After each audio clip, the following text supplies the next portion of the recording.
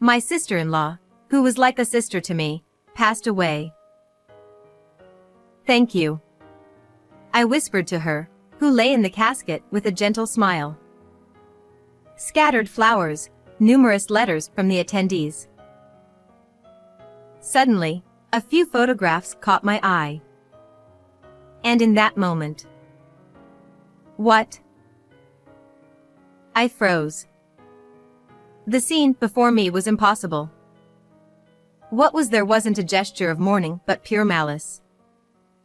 Who could have done this, and for what reason? Amidst the mourners quietly weeping, I instinctively glanced around. Then, I locked eyes with someone. A person stood there, arms crossed, smirking. In that instant, something my sister-in-law once said flashed through my mind. If anything ever happens to me. Without thinking, I dashed out of the funeral hall. The story goes back a little further. I am a 33-year-old housewife living with my husband David, whom I married 5 years ago, in a rented apartment in the suburbs. We have no children. Both David and I love children and have always wanted to have them, but I have never been pregnant. Concerned, we went to a hospital for a consultation, but neither of us had any particular health issues. So, for now, we are simply waiting to conceive naturally. There are times when I feel down about it, but overall, my married life with David is quite fulfilling. Being with David, who has a calm and gentle nature, brings me peace, and taking care of the household for him is a joy for me as a housewife. On weekends, we often go shopping or take trips together.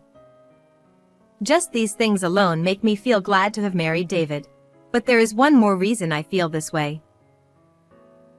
That reason is the presence of David's sister, Nancy. Nancy is 2 years older than I am, and we have been close since I got married, mainly because Nancy and I share the same hobby. Both of us love intricate work, especially making jewelry and embroidering small items. I spend my free time between household chores, while Nancy fits it in between her work, and we enjoy our hobby together. Nancy is more skilled at handicrafts than I am, and whenever I have questions, she kindly offers advice without a hint of annoyance.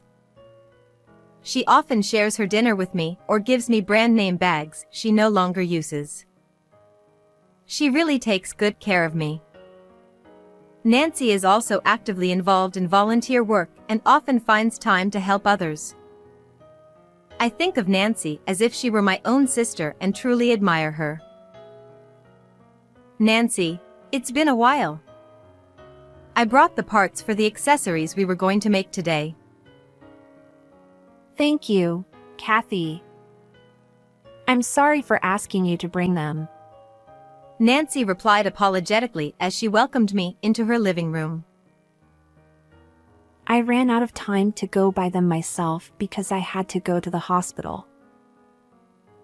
Nancy has a chronic illness. Although we wouldn't notice it in her daily life, it's thanks to her regular checkups and medication. Don't worry about it, I replied, spreading the parts out on the table. The accessory we were going to make today would be particularly special for Nancy. It was something she would wear at her own wedding. A tiara adorned with pearls and beads. She had shown me the design sketch, and it was already stunning. I couldn't wait to see the real thing. Nancy currently has a fiancé, and their wedding is about 6 months away. I had been introduced to him before.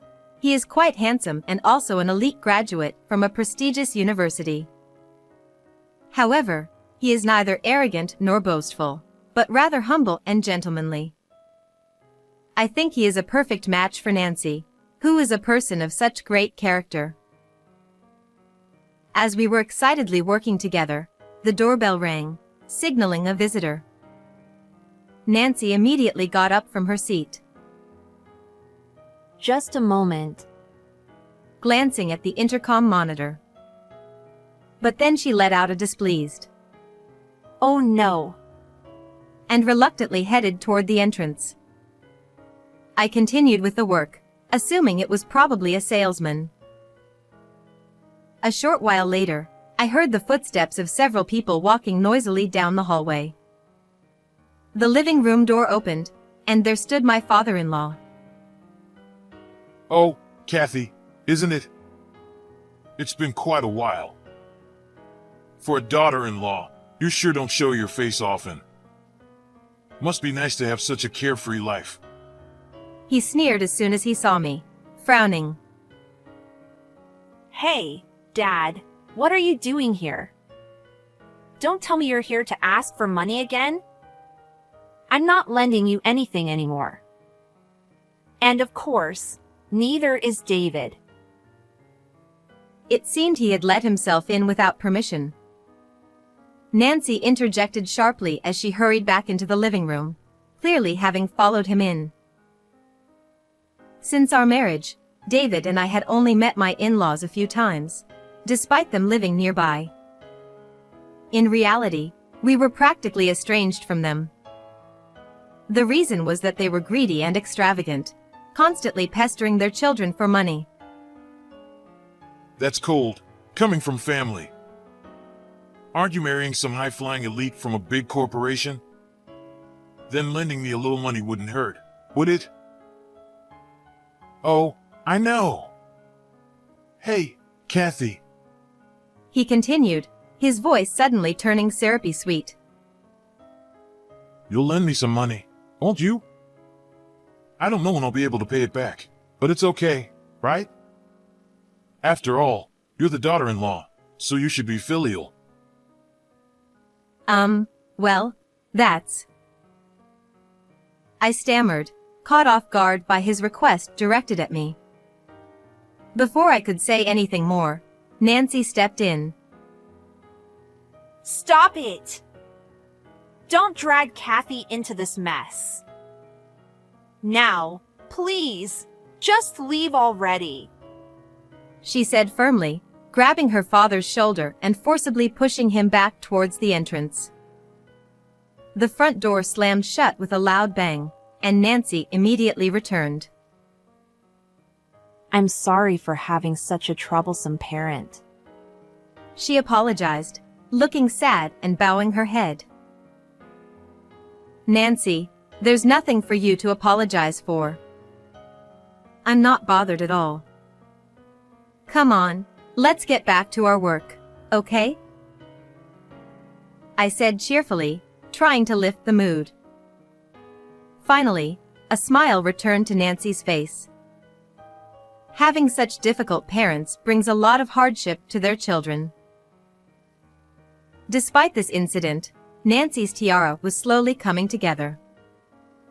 We were just one step away from completing it, but that step was never to be taken.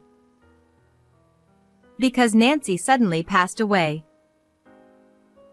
It was just 1 month before the wedding. I didn't fully understand the details, not being knowledgeable about medicine, but it seems a seizure, one of the symptoms of her chronic illness, had occurred, and she wasn't able to manage it. Normally, when she had a seizure, she could calm it down by taking her medication, but that time, it seemed she didn't have the medication she always carried with her. When I heard of Nancy's death, I couldn't quite feel sadness. It was all so sudden that I couldn't fully grasp the situation. Slowly, however, the reality began to sink in, and I found myself overwhelmed with grief, unable to hold back my tears. But I couldn't just remain sad. We had to prepare for the funeral.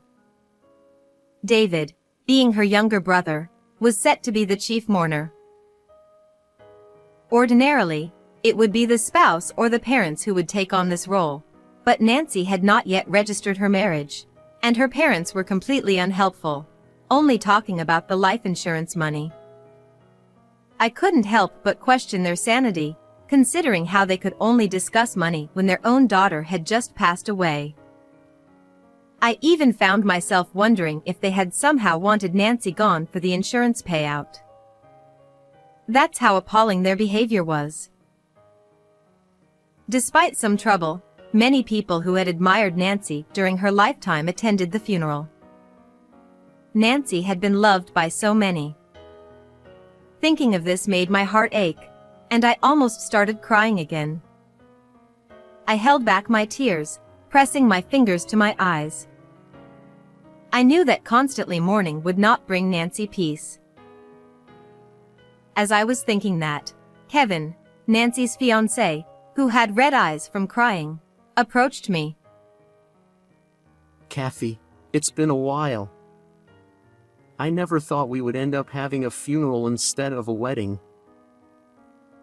He said, his voice filled with exhaustion and pain. I'm truly sorry for your loss. I know it's difficult, but please try not to let it get to you too much. At least make sure to eat and sleep properly. Kevin responded in a barely audible voice. Yes. And then collapsed into a nearby chair. Try not to let it get to you too much. I realized I wasn't one to talk. To find closure, I decided to open the coffin one last time and say a final goodbye to Nancy. I felt certain that Nancy would want me to do so. Nancy, lying in the coffin, looked as if she were simply sleeping. Nancy, thank you for everything. I whispered and was about to close the coffin when I noticed something placed next to her face. A photo? We had placed a few mementos in the coffin so Nancy could take them with her to heaven, but I didn't remember placing any photos. Curious, I discreetly picked it up. The moment I saw the photographs, I gasped in shock, letting out a small cry. Quickly, I covered my mouth. The pictures showed Kevin entering a hotel with a woman I didn't recognize. My mind raced with questions. Who put these here? Why? Were these photos even real? With these doubts swirling in my mind, I cautiously glanced at Kevin. Noticing my gaze, Kevin flashed a brief smirk. The expression, so out of character from his earlier grief-stricken demeanor, was chilling.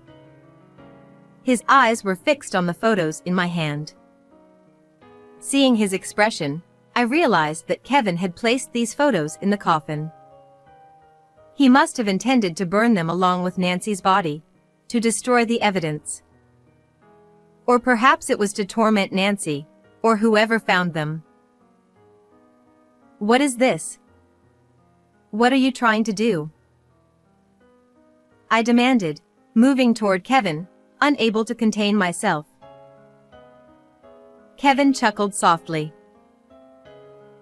You found them, huh? What can I say? It's exactly what it looks like.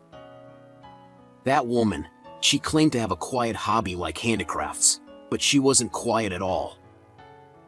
She even dared to defy me, an elite with a good face. Of course, I decided to go for a kind, younger, and more obedient girl. His words made my blood run cold. Well, no way.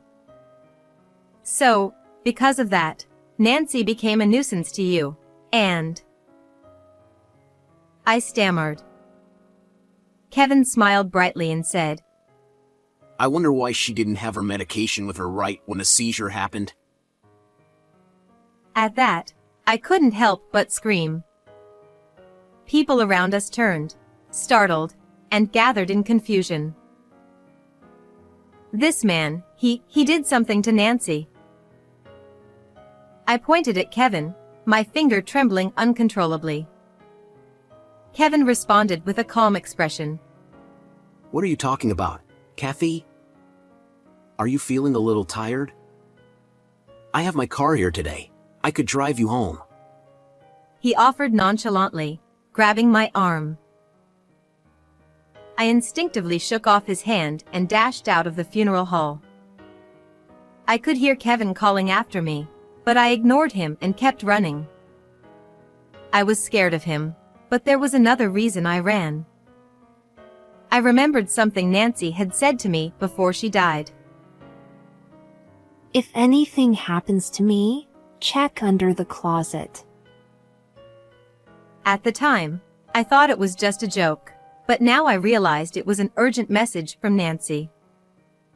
Nancy's house wasn't far away. I grabbed my heels in my left hand to make it easier to run and dialed my phone with the other. I called the police. I couldn't let someone like him roam free.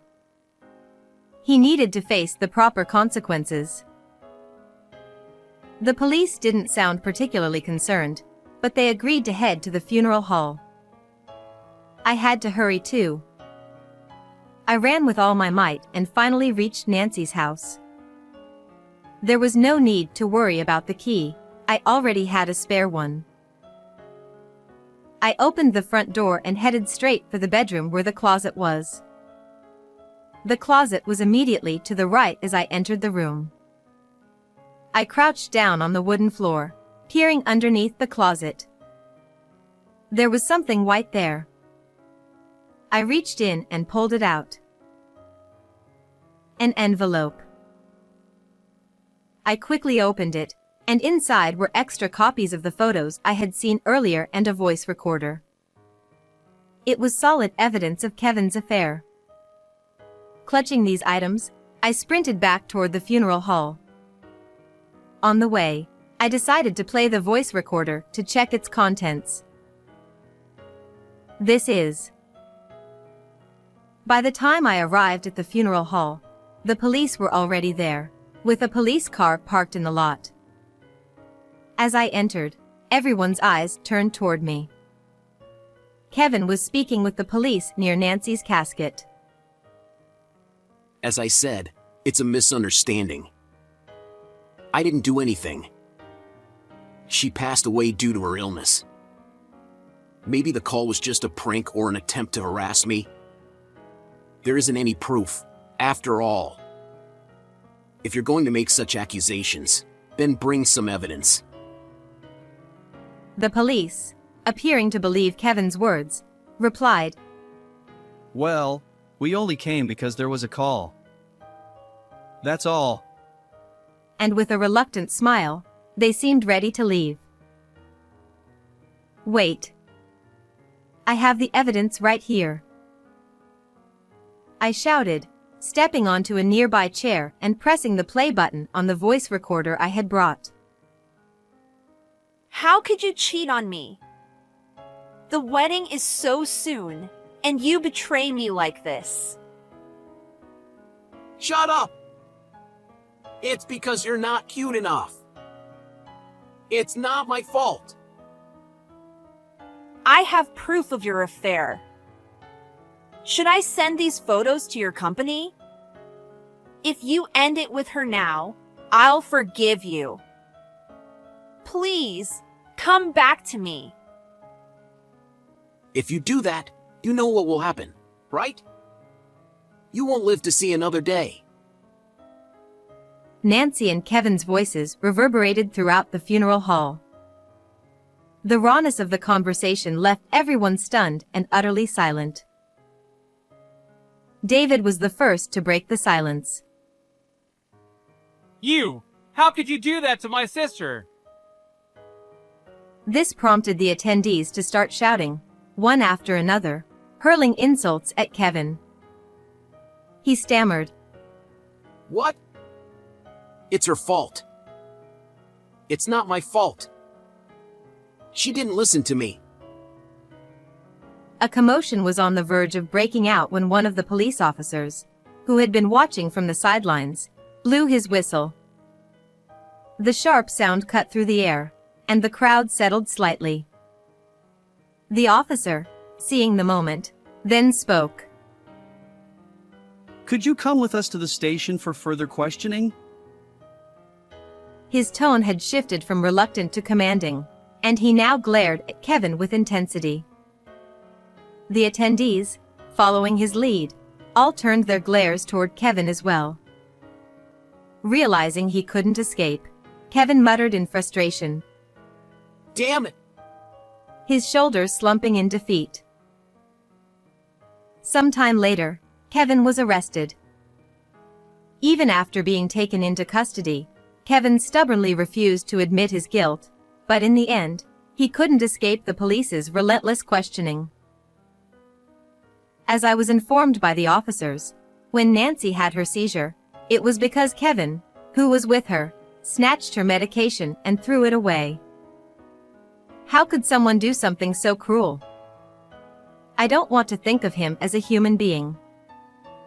I wish he would stay behind bars forever, but he'll probably be out in a few years. To protect me from any possible retaliation once Kevin is released, David decided to request a transfer, and we moved far away. This incident also led us to completely sever ties with his awful parents, who cared only about money, even after their own daughter died. I don't think we'll ever see them again. At first, moving to a new place where I knew no one was challenging, but now I've made new friends who share my love for crafts, and I'm enjoying my new life. And there was another piece of good news. I found out that a new life is growing inside me. We don't know the gender yet, but the name is already decided. Whether it's a boy or a girl, we'll name them Tracy, a name similar to Nancy's, whom I admire so much. I'm sure Nancy must have felt deep regret to be betrayed by the one she loved and have her life end halfway through. So I have resolved to live my life fully, for both of us. That is my vow. How did you like this story? Don't forget to subscribe to the channel. See you in the next video.